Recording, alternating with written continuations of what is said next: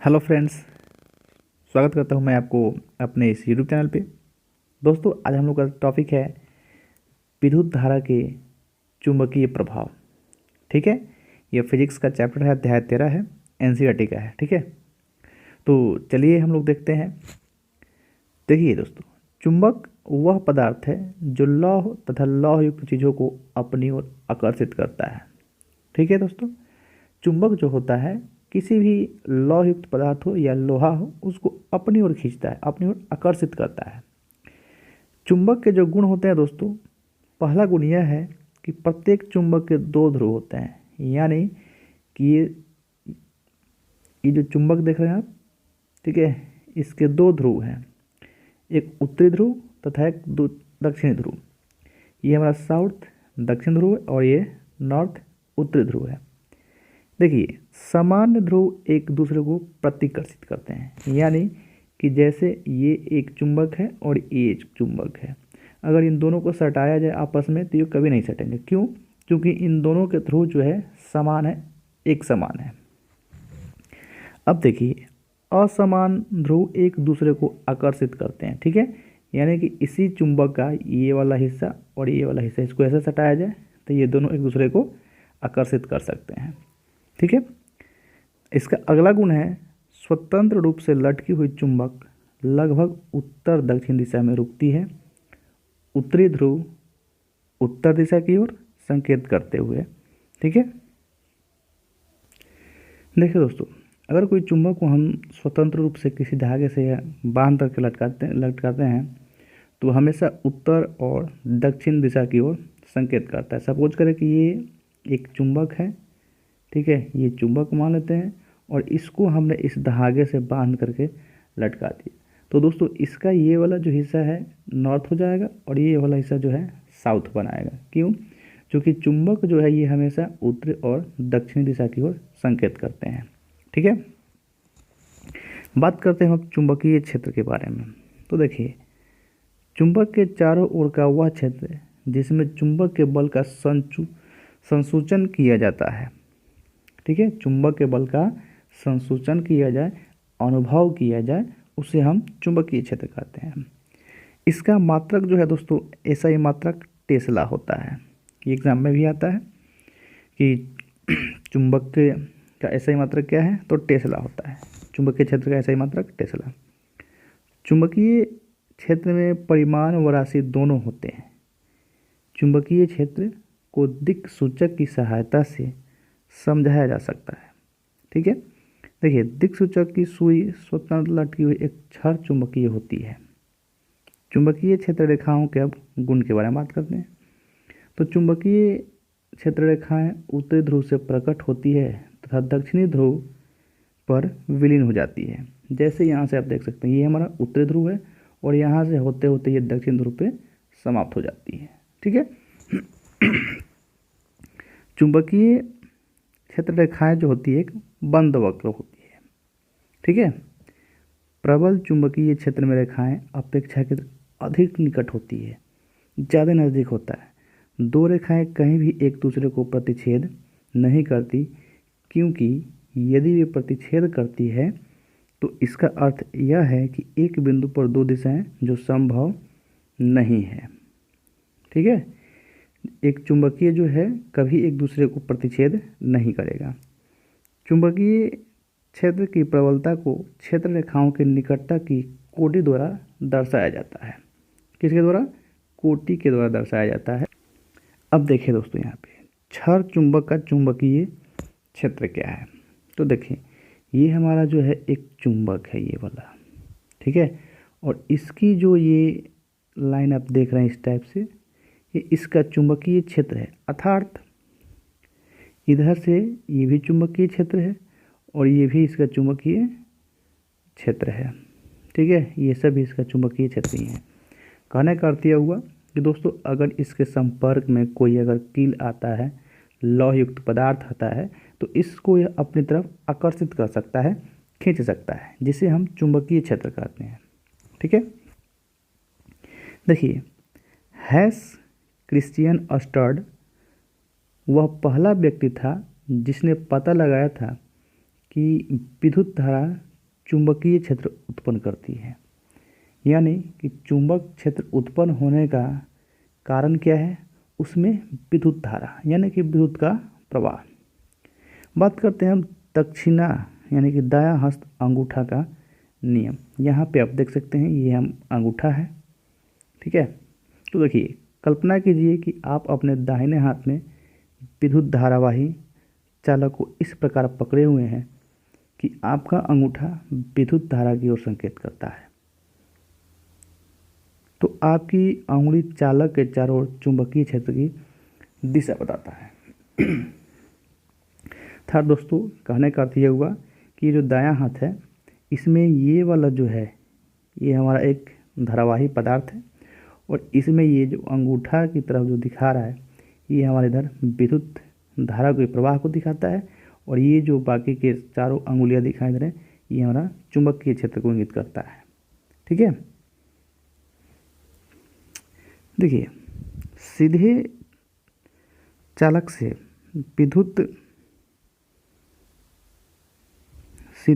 से विद्युत धारा प्रवाहित होने के कारण चुंबकीय क्षेत्र, तो चुंबकीय क्षेत्र चालक के हर बिंदु पर सकेंद्रीय वृत्त द्वारा दर्शाया जाता है, यानी कि उसको हम वृत्त द्वारा दर्शाते हैं। चुंबकीय क्षेत्र की दिशा दक्षिण हस्त अंगूठा नियम या दिक् सूचक से दी जा सकती है। किसकी? दक्षिणा हस्त अंगूठा का नियम। चालक के नज़दीक वाले वृत्त निकट निकट होते हैं, ठीक है। चुंबकीय क्षेत्र अल्फा धारा की दिशा होता है, अर्थात चुंबकीय क्षेत्र जो होता है अल्फा बराबर 1/में चालक से दूरी होता है, ठीक है। ये आप देख सकते हैं चुंबकीय क्षेत्र को दर्शाया गया यहाँ पे, ये वाला एरिया जो है यहाँ से इसमें विद्युत धारा प्रवाहित किया जा रहा है, ठीक है। देखिए दोस्तों, विद्युत धारावाही वृत्ताकार पास के कारण चुंबकीय क्षेत्र, यानी कि जो धारावाहिक चालक वृत्ताकार पदार्थ होंगे उसके कारण जो चुंबकीय क्षेत्र उत्पन्न होगा उसको हम देखेंगे। तो यहाँ पे आप देख सकते हैं ये जो है हमारा एक वृत्ताकार सतह है, ठीक है, और इसका ये जो है नॉर्थ और साउथ ईस्ट है, और इधर से ये जितना भी निकल के आ रहा है ये सब इसके चुंबकीय क्षेत्र की दिशा है, ठीक है। ये सब चुंबकीय क्षेत्र की दिशा है। तो देखिए, चुंबकीय क्षेत्र प्रत्येक बिंदु पर सकेंद्रीय वृत्तों द्वारा दर्शाया जाता है। ये जो है सभी वृत्त द्वारा दर्शाए जाते हैं, ठीक है। ये जो है सभी वृत्त द्वारा दर्शाए जाते हैं। जब हम तार से दूर जाते हैं तो वृत्त निरंतर बड़े हो जाते हैं, यानी कि जितना ही आप अधिक दूरी पर जाएंगे तो वृत्त जो होगा वो अपने आप बड़े होते जाते हैं, ठीक है। विद्युत धारावाही तार के प्रत्येक बिंदु से उत्पन्न चुंबकीय क्षेत्र रेखाएं पास के केंद्र से सरल रेखा जैसे प्रतीत होने लगती है, ठीक है। पास के अंदर चुंबकीय क्षेत्र की दिशा जो होता है समान होता है, सभी तरह सभी दिशाएं बराबर होती है। बात करते हैं विद्युत धारावाही वृत्ताकार पास के चुंबकीय क्षेत्र को प्रभावित करने वाला कारक, यानी कि इसके जो प्रभावित करने वाले कारक हैं उनके बारे में। तो सबसे पहले बात करते हैं हम चुंबकीय क्षेत्र जो अल्फा चालक में से प्रवाहित होने वाला धारा है उसके बारे में, ठीक है। तो देखिए, चुंबकीय क्षेत्र ये जो है एक अल्फा इंटू 1/में चालक से दूरी होती है, ठीक है। चुंबकीय क्षेत्र कुंडली के फेरों की संख्या को दर्शाता है, अर्थात जितना धारावाही चालक में आप तार को लपटेंगे, जितना ही फेरा लगाएंगे उतना ही उसमें चुंबकीय गुण उत्पन्न होगा, ठीक है। देखिए, चुंबकीय क्षेत्र संयोजित है, प्रत्येक फेरे का चुंबकीय क्षेत्र दूसरे फेरे के चुंबकीय क्षेत्र में संयोजित हो जाती है। ये जो है संयोजित होते जाते, क्योंकि विद्युत धारा की दिशा हर वृत्ताकार फेरे में समान होता है। बात समझ आ रहा है। बात करते हैं हम परिनालिका की। दोस्तों, ये जो आप देख रहे हैं इस टाइप से, ठीक है, ये हमारा परिनालिका है। तो देखिए, परिनालिका पास पास लपटे विद्युत रोधी तांबे के तार को बेलन की आकृति की अनेक फेरों वाली कुंडली का हम परिनालिका कहते हैं। यानी कि यहाँ पे आप जैसे आप लोगों ने स्प्रिंग देखा होगा, स्प्रिंग कुछ इस प्रकार से होता है दोस्तों, ठीक है। तो जितना ही इसमें फेरों की संख्या होगी, ठीक है ना। अब इसमें जो ये धारावाही तार लगा हुआ है ये वाला, इसी को हम बोलते हैं परिनालिका, ठीक है, इसके अंदर जो एक रॉड लगा रहता है। तो देखिए इस पे जितना ही आप तांबे की तार को लपटेंगे उसमें उतना ही विद्युतीय गुण उत्पन्न होते जाएगा। ठीक है, तो देखिए परिनालिका का चुंबकीय क्षेत्र क्षण चुंबकीय के जैसा होता है। ठीक है, देखिए दोस्तों परिनालिका के अंदर चुंबकीय क्षेत्र जो होता है एक समान होता है तथा समांतर रेखाओं के द्वारा उसे हम दर्शाते हैं। चुंबकीय क्षेत्र की दिशा जो होती है परिनालिका के बाहर उत्तर से दक्षिण की ओर और परिनालिका के अंदर जो होता है दक्षिण से उत्तर की ओर होता है। ठीक है, देखिए परिनालिका का उपयोग किसी चुंबकीय पदार्थ जैसे नरम लोहे को चुंबक बनाने में किया जाता है। तो हम बात करते हैं विद्युत चुंबक और अस्थायी चुंबक। चुंबक को दो भागों में बांटा गया है, विद्युत चुंबक और अस्थायी चुंबक। इन दोनों के बीच कुछ अंतर है, उसको समझ लेते हैं। तो देखिए विद्युत चुंबकीय जो होता है यह अस्थायी चुंबक होता है, अतः आसानी से चुंबकत्व समाप्त हो सकता है। यानी कि जो विद्युत चुंबक होता है इसके चुंबकत्व के जो गुण होता है वो आसानी से समाप्त किया जा सकता है। अस्थायी चुंबक जो है आसानी से चुंबकत्व समाप्त नहीं किया जा सकता।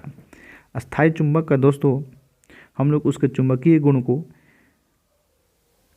आसानी से अलग नहीं कर सकते हैं, नहीं समाप्त कर सकते हैं। विद्युत चुंबक जो होता है इसकी शक्ति बदलती जाती है और अस्थायी चुंबक की शक्ति जो होता है इसकी निश्चित होती है। विद्युत चुंबक जो होता है ध्रुवीयता बदलती जाती है, लेकिन अस्थायी चुंबक का जो है ध्रुवीयता नहीं बदली जा सकती है।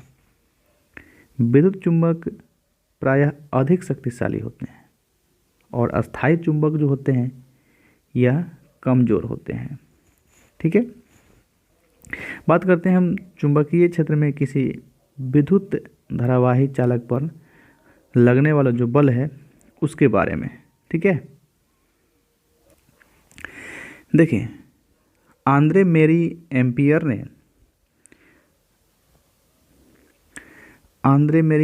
ने प्रस्तुत किया कि चुंबक भी किसी विद्युत धारावाही चालक पर परिणाम में समान परंतु दिशा में विपरीत बल आरोपित करते हैं।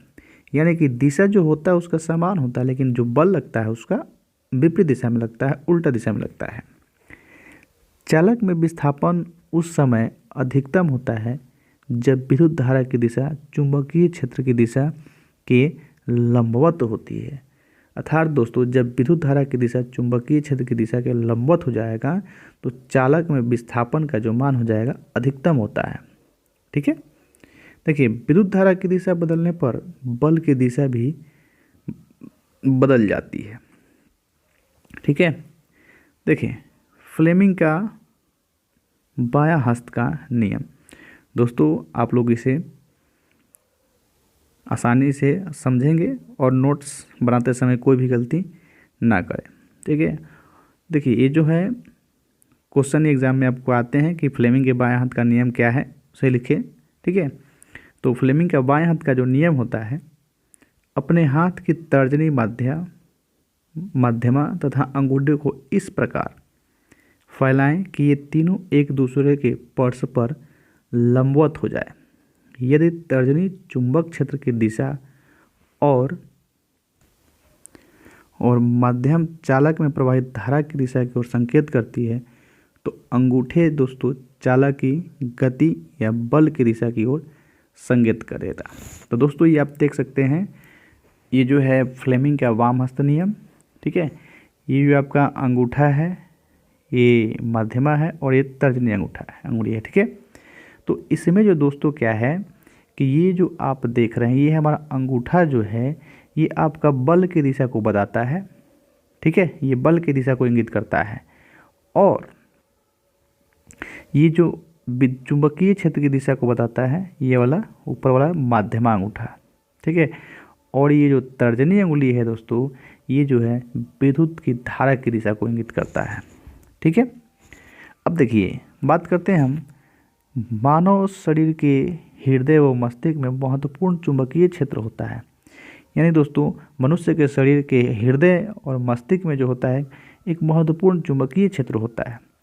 देखिए दोस्तों MRI आपने सुना होगा कि किसी किसी व्यक्ति को अगर तबीयत खराब रहता है तो वो अपना एमआरआई कराते हैं। तो एमआरआई जो होता है दोस्तों मैग्नेटिक रेजोनेंस इमेजिंग, ठीक है, यानी कि चुंबकीय अनुनाद प्रतिबिंबन का प्रयोग करके शरीर के भीतरी अंगों के प्रतिबिंब प्राप्त किए जा सकते हैं, अर्थात एमआरआई किया जा सकता है। बात करते हैं हम गैल्वेनोमीटर के बारे में। तो एक ऐसी युक्ति है जो परिपथ में विद्युत धारा की उपस्थिति संसूचित करता है, यह धारा की दिशा को भी बताता है। यानी कि गैल्वेनोमीटर जो है दोस्तों, इसमें विद्युत धारा की जो उपस्थिति होता है उसको दर्शाता है, ठीक है। बात करते हैं विद्युत चुंबकीय प्रेरणा। दोस्तों ये भी क्वेश्चन बहुत बार एग्जाम में आ चुका है कि विद्युत चुंबकीय प्रेरणा की व्याख्या करें, विद्युत चुंबकीय प्रेरणा लिखें। तो आप इस जो है आसानी से इसे नोट्स कर लें और आप अपने क्वेश्चन को आंसर दे सकते हैं। देखिए विद्युत चुंबकीय प्रेरणा जो है जब किसी चालक को परिवर्तित चुंबकीय क्षेत्र में रखा जाता है तो चालक में विद्युत धारा प्रवाहित होती है। यह धारा प्रेरित विद्युत धारा कहलाती है तथा यह परिघटना विद्युत चुंबकीय प्रेरणा कहलाती है। दोस्तों विद्युत चुंबकीय प्रेरणा जो है जब किसी चालक को परिवर्तित चुंबकीय क्षेत्र में रखा जाता है। कहाँ दोस्तों? प्रतिवर्ती चुंबकीय क्षेत्र। ये जो आप देख रहे हैं ये चुंबक है, ठीक है। तो चालक में विद्युत धारा प्रेरित होती है और यह धारा प्रेरित विद्युत धारा कहलाती है तथा यह परिघटना को हम विद्युत चुंबकीय प्रेरणा कहते हैं। यहाँ पे आप देख सकते हैं ये जो है डायग्राम आप बना लेंगे, ठीक है, ये वाला। तो देखिए पहला इसका क्रियाकलाप है कि जब चुंबक को कुंडली की तरफ लाया जाता है तो गैल्वेनोमीटर में क्षणिक विक्षेप विद्युत धारा की उपस्थिति को इंगित करता है। ये गैल्वेनोमीटर लगा हुआ है दोस्तों, ठीक है। जब चुंबक को कुंडली के निकट स्थिर अवस्था में रखा जाता है तो कोई विक्षेप नहीं होता है। जब चुंबक को दूर ले जाया जाता है तो गैल्वेनोमीटर में क्षणिक विक्षेप होता है, परंतु पहले के विपरीत होता है, ठीक है। जैसे ही आप चुंबक को गैल्वेनोमीटर के नज़दीक ले जाएंगे तो उसमें थोड़ा सा विक्षेप होता है, थोड़ा सा, ठीक है। दोस्तों क्रियाकलाप जो है सेकंड है, इसमें जो है प्राथमिक कुंडली और द्वितीय कुंडली, ये जो देख रहे हैं आप, ये पहली कुंडली, प्राथमिक कुंडली और ये द्वितीय कुंडली है। और द्वितीय कुंडली में दोस्तों गैल्वेनोमीटर को लगाया गया है, ठीक है। तो देखिए प्राथमिक कुंडली में पहला है कि स्विच ऑन किया जाता है। यहाँ पे जो है दोस्तों स्विच लगा हुआ है। तो गैल्वेनोमीटर में होता है कि दोस्तों कि गैल्वेनोमीटर में क्षणिक विक्षेप होता है, अस्थायी विद्युत धारा प्रवाहित होता है किसमें? प्राथमिक कुंडली में। तो इसमें जो है द्वितीय कुंडली में कोई विक्षेप नहीं होता है। जब स्विच को ऑफ किया जाएगा यानी कि प्राथमिक कुंडली में तो गैल्वेनोमीटर में क्षणिक विक्षेप परंतु पहले के विपरीत दिशा में होता है, ठीक है। दोस्तों अब हम बात करते हैं फ्लेमिंग के दक्षिणा यानी कि दायां हस्त नियम के बारे में। ये भी दोस्तों बहुत ही इम्पोर्टेंट है। तो देखिए दोस्तों, अपने दाहिने हाथ की तर्जनी, मध्यमा तथा अंगूठे को इस प्रकार फैलाएं कि तीनों एक दूसरे के लंबवत हो जाएं। यदि तर्जनी चुंबकीय क्षेत्र की दिशा तथा अंगूठा चालक की दिशा की गति की ओर संकेत करता है तो मध्यमा जो होगा चालक में प्रेरित विद्युत धारा की दिशा को दर्शाएगा, ठीक है। आप ये देखें फिगर, देखिए ये जो है अंगूठा जो है ये आपकी चालक की गति को दर्शाता है, ठीक है। और ये मध्यमा जो उंगली है ये हमारा चुंबकीय क्षेत्र की दिशा को दर्शाता है। और ये जो तर्जनी अंगुली है, ये जो दोस्तों ये हमारा तर्जनी अंगुली है, ये हमारा चुंबकीय क्षेत्र की दिशा को दर्शाएगा। और ये जो मध्यमा अंगुली है इसमें चालक में प्रेरित विद्युत धारा की दिशा को दर्शाता है, ठीक है। तो देखिए यह नियम जो है जनित्र यानी कि जनरेटर की कार्यप्रणाली का सिद्धांत भी है। यानी कि दोस्तों ये जो फ्लेमिंग का दक्षिणा हस्त नियम जो है जनरेटर की कार्यप्रणाली पर यह आधारित है।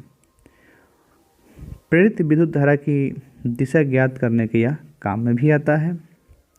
बात करते हैं दोस्तों प्रतिवर्ती धारा। जो विद्युत धारा समान समय अंतरालों के पश्चात अपनी दिशा परिवर्तित कर लेती है उसे हम प्रतिवर्ती धारा कहते हैं। तो देखिए भारत में विद्युत धारा हर 1/100 सेकंड के बाद अपनी दिशा उत्क्रमित कर लेती है।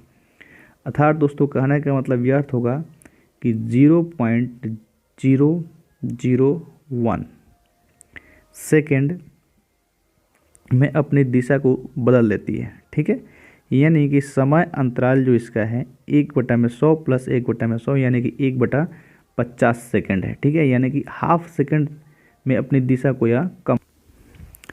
इसकी आवृत्ति का जो समय अंतराल होता है आवृत्ति बराबर 1/में समय अंतराल, यानी कि दोस्तों इस चीज़ का जो हमारा मात्रा की जो हमारा कितना राशि आ रहा है 50 हर्ट्ज तक की राशि आ रहा है। इसका लाभ क्या है प्रतिवर्ती धारा का। तो दोस्तों प्रतिवर्ती धारा को सुदूर स्थानों पर बिना अधिक ऊर्जा क्षय के प्रेषित किया जा सकता है। अर्थात हमारे घरों में जो करंट जो विद्युत धारा उत्पन्न होता है वह हमारा प्रतिवर्ती धारा होता है, जिसको हम बोलते हैं एसी अल्टरनेटिव करंट। इसकी हानि क्या है दोस्तों कि प्रतिवर्ती धारा को हम संचित नहीं कर सकते हैं। ठीक है, बात करते हैं हम दिष्ट धारा के बारे में। तो दिष्ट धारा को हम डीसी डायरेक्ट करंट भी बोलते हैं। ठीक है, देखें जो विद्युत धारा अपनी दिशा परिवर्तित नहीं करती वह दिष्ट धारा कहलाती है। दोस्तों दिष्ट धारा जो अपनी दिशा को नहीं बदल पाता है। देखिए दिष्ट धारा को संचित कर सकते हैं, यानी कि जो हम लोग बैटरी यूज करते हैं वो हमारा दिष्ट धारा ही होता है, उसे हम एकत्रित करके रखते हैं सर। ठीक है, सुदूर स्थानों पर प्रेषित करने में ऊर्जा का क्षय ज़्यादा हो जाता है। दोस्तों अगर बैटरी का वायर अगर ज़्यादा लंबा हो, ठीक है, तो उसमें जो होता है हमारा ऊर्जा का क्षय ज़्यादा होता है। जैसे सेल बैटरी संग्राहक सेल। ठीक है, तो ये जो है दिष्ट धारा का उदाहरण है। बात करते हैं हम घरेलू विद्युत परिपथ के बारे में। तो देखिए जो हम लोग घर में अपने विद्युत धारा को यूज करते हैं उसके बारे में। तो 3 प्रकार की तारें प्रयोग में लाई जाती है। ठीक है, एक होता है विध्वंसक तार जिसको हम लोग बोलते हैं धनात्मक। यह जो होता है दोस्तों लाल विद्युत रोधी आवरण होता है, यानी कि लाल कलर का जो तार होता है वो हमारा विध्वंसक तार कहलाता है और वो धनात्मक होता है। उसके बाद दोस्तों होता है एक उदासीन तार और वह जो होता है ऋणात्मक, उसका रंग जो होता है काला। ठीक है, और यह विद्युत रोधी आवरण होता है। एक होता है दोस्तों भू संपर्क तार, यानी कि जिसको हम लोग बोलते हैं अर्थ। यह जो होता है हरा होता है और यह भी विद्युत रोधी आवरण से ढका होता है। भारत में विध्वंसक तार तथा उदासीन तार के बीच 220 वोल्ट का विभवांतर होता है, यानी कि ये जो आप देख रहे हैं विध्वंसक तार, ये वाला पहला और ये लास्ट वाला, इन दोनों के ये जो पहला और ये दूसरा वाला, ये पहला और ये दूसरा, इन दोनों में जो होता है दोस्तों 220 वोल्ट का धारा प्रवाहित होता है। ठीक है, देखिए दोस्तों ये जो है आप समझ सकते हैं, यहाँ पे एक बॉक्स बनाया गया है जिसमें खंभा जो है मुख्य आपूर्ति, फ्यूज, विद्युत मापी मीटर, वितरण बॉक्स, पृथक परिपथ, इन सबों से जोड़ करके बनाया गया है। ठीक है, यहाँ से आप देख सकते हैं कि 3 ठो वायर लगा हुआ है यहाँ पे, और ये जो हमारा है विध्वंसक तार ये लाल है, फिर उसके बाद ये उदासीन तार है। ये हमारा जो दोस्तों है विद्युत प्रदायक बोर्ड, यानी कि यहाँ पे ये फ्यूज लगा हुआ है। ये हमारा विद्युत मापी है। ठीक है, उसके बाद ये जो आप बॉक्स देख रहे हैं ये वाला, ये वितरण बॉक्स जिसमें मुख्य स्विच एवं प्रत्येक परिपथ के लिए पृथक फ्यूज अलग अलग होते हैं, यानी कि दोस्तों आप पोल पे देखे होंगे खंभे पे उस पे लगा रहता है। ठीक है, और ये हमारा जो है दोस्तों ये ट्रांसफार्मर है। ठीक है, तो देखिए बात करते हैं भू संपर्क तार के बारे में जिसको हम लोग अर्थ बोलते हैं। यदि सादृश्य के धात्विक आवरण से विद्युत धारा का क्षरण होता है तो यह हमें विद्युत आघात से बचाता है। यानी कि दोस्तों जब घर में ओवरलोड हो जाता है ना तो ये इसके तार जो हैं हमारी रक्षा करते हैं। ठीक है, यह धारा के क्षरण के समय अल्प प्रतिरोध पथ प्रदान करता है। बात करते हैं हम लघु पतन जिसको बोलते हैं शॉर्ट सर्किट। घर में शॉर्ट सर्किट लग जाता है, आग लग जाता है। ठीक है, तो देखिए यह जब अकस्मात विध्वंसक तार व उदासीन तार दोनों सीधे संपर्क में आते हैं तो घर में शॉर्ट सर्किट लग जाता है। ठीक है, यानी कि घर में जो शॉर्ट सर्किट लगने के कारण जो होता है हमारा दोस्तों उदासीन तार और ये विध्वंसक तार दोनों का एक साथ सीधे संपर्क में आने का अर्थ है। ठीक है, देखिए दोस्तों इससे जो होता क्या है लघु पतन में, ये जो हमारे परिपथ में प्रतिरोध क्या होता है कम हो जाता है। ठीक है, उसके बाद अति भारण भी हो सकता है, यानी कि अधिक लोड भी हो सकता है। बात करते हैं कि अति भारण क्या है। जब विद्युत तार की क्षमता से ज़्यादा विद्युत धारा खींची जाती है तो यह अभिभारण पैदा करता है, यानी कि अति भारण पैदा करता है। जब कोई भी वस्तु है उसकी कोई लिमिट होती है, कुछ क्षमता होती है, अगर आप उससे अधिक क्षमता वाले विद्युत धारा को अपनी ओर खींचते हैं तो उसे हम अति भारण कहते हैं। कारण इसका क्या है? आपूर्ति वोल्टता में दुर्घटनावश होने वाली वृद्धि। ठीक है, एक ही सॉकेट में बहुत से विद्युत संधारित्रों को संयोजित करना, यानी कि एक ही तार में आप विद्युत के बहुत सारे संधारित्रों को संयोजित कर देंगे तो अति भारण हो जाएगा। इसकी सुरक्षा क्या है? अति भारण से सुरक्षा बचने के लिए क्या करेंगे कि विद्युत फ्यूज का यूज करेंगे, अर्थ का तार यानी कि भू संपर्क तार का यूज करेंगे, उसके बाद मिनिएचर